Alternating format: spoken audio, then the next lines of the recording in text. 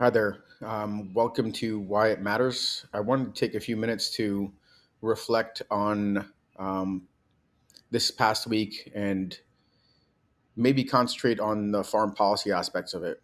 It continues to trouble me watching the weaponization of government. Uh, the fact that is most Americans don't necessarily see the U.S. government in action, the services it provides on a regular basis. We will see the absence of the services and the chaos being wrought by the Trump administration, breaking down, removing professionals from Health and Human Services, from the NIH, National Institute of Health, our nuclear safety enterprises. It's really cross cutting. But I think this last week had a lot of foreign policy related revelations about the direction of the Trump administration. And I think most of that could be embodied in J.D. Vance's speech, roughly 20 minutes in front of the Munich Security Conference. And there, I might just spend a few minutes thinking through the effects on both our adversaries and our friends. Certainly, both adversaries and friends see the turmoil being caused. The fact is that the U.S. It's hard to envision the U.S. being a leader, let's say in the vanguard of fighting infectious diseases with the way uh, RFK Jr. is already cutting enterprises, or the U.S. being able to play a constructive role in aid and development to meet the various crises and challenges, everything from climate change to food shortages. I think that's clear, and certainly our adversaries are going to fill the vacuum with strings attached, delivering something in the way of aid, but extracting significant concessions, including from those vulnerable countries that really have little recourse in order to serve some basic needs for their own citizenry. A role that the U.S. could fill really quite well, just because we're the largest economy in the world, and we could afford it. Small investments to yield large returns in both U.S. influence and the humanist ability to kind of improve lives. J.D. Vance, in this Munich Security Conference, an opportunity to talk about common threats.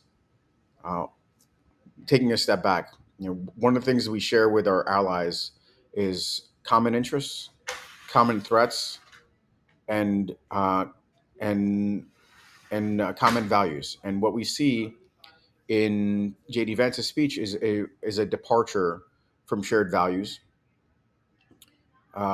different threat perceptions about what really matters. It's this basic notion that it's not a militarily aggressive Russia or China, but the fact that somehow um, extreme right forces are being abused. That is a huge divergence in threat perceptions and interests. Where do our interests lie? Do they lie in purely transactional um, engagements, or do they lie in functioning alliances and long-term stability? So, what J.D. Vance basically lays out in his Munich speech, for those that didn't listen, it's not these shared values, interests, and threat perceptions. It is frankly an attack on the democracies in Europe attempting to fend off authoritarian regimes, foreign influence campaigns, taking a very critical line on the fact that, for instance, in Romania, after extremely aggressive influence campaign from Russia, the Supreme Court in Romania overturned the elections that will be rerun, or that there is an effort by Germany, the UK, numerous different countries to try to push back against extremism within their country. And this is where JD Vance lands. He couches it as a protection. Really, frankly, if you knew nothing else, if you were listening to this for the first time, you might even take a benign view of it. He's talking about free speech, protecting free speech, but understanding the context, understanding where we are in the United States, that this is not a conversation about free speech. It's about stifling opposition.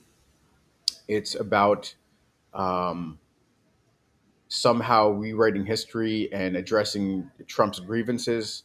That you end up in a scenario where we certainly now start to look not just unreliable, but potentially as a bad actor, driving Europe to go it alone.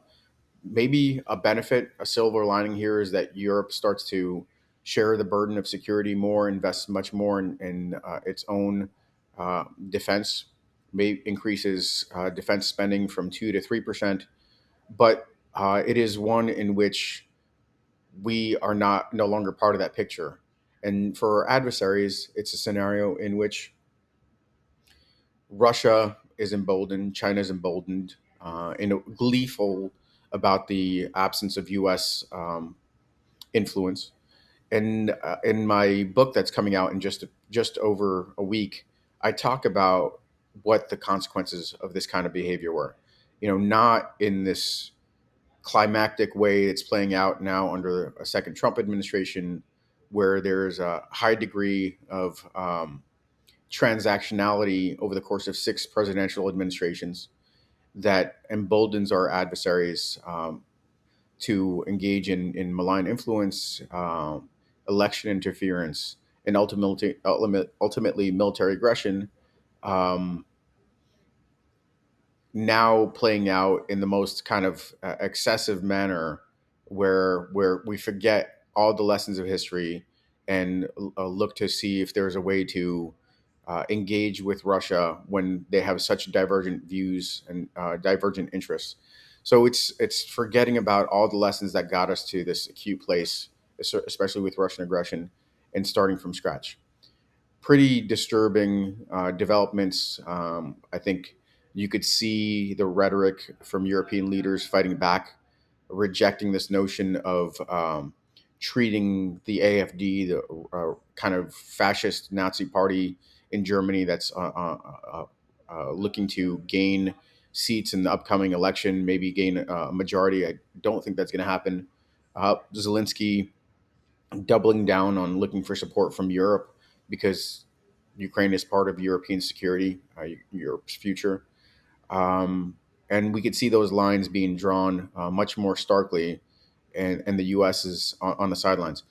We'll see what ends up happening with these peace talks. We've seen some very wild swings with um, Secretary Hegseth talking about Ukraine not no longer changing policy abruptly and obviously without consulting with the rest of government, talking about Ukraine no longer being invited into NATO, that Ukraine is going to give up territory, then backpedaling really quickly, and Trump initially supporting that line, but then being convinced by his more professional national security practitioners that this would grant a win to Russia, and then Trump himself saying something frankly much more constructive, saying that Russia can't be given a win. This is a very thoughtful way of approaching Trump. He wants to be the winner. He doesn't want Russia to be the winner, so that the U.S. will continue to support. But we have this idea of peace negotiations starting in Saudi Arabia shortly. Keith Kellogg talking about negotiations starting in the next 180 days, maybe the war being over. I think that's if we pursue the path of appeasement, we pursue the path of Russia first policy that's been consistent among six administrations, but now in like the most excessive being implemented in the most excessive way in the Trump administration, will not have peace. But if the U.S. recognizes that an America first approach entails supporting our alliances and maybe increasing burden sharing, ensuring that the most aggressive adversaries don't score wins, we might be able to get there. A lot of unknowns. I'm not optimistic. I think a lot of harm was done to U.S. standing, U.S. national security, but that is where we are at the moment. Anyway, looking forward to continuing on this conversation. That's a quick review, mainly focused on foreign policy. of the past week, and more to come. Thanks.